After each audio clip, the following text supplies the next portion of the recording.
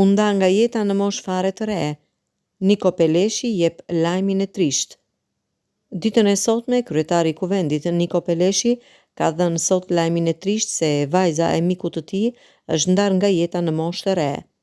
Në një mesazh në rrjetet sociale, Peleshi shpreh ngushëllimet për ndarjen nga jeta të Joana Qylit në moshë fare të re, kur, siç thotë edhe ai, gjithçka duhej të fillonte. Mesazhi i Peleshit: një lajm i trisht na ka prekur sot të gjithëve. Joana, vajza e mikut tim, Thoma Qyli, u nda nga jeta në një moshë ku gjithçka duhet të kishte filluar. Një vajzë e mirë, me shpirt të pastër, e talentuar, me etje për dije, plot dritë dhe jetë. Nuk ka fjalë që mund të ngushëllojë një prind për humbjen e fëmijës, por mendimet dhe lutjet janë me familjen Qyli në këtë dhimbje të pamatë. U preh në paqe Joana dhe kujtimi i saj qoftë dritë për jetë.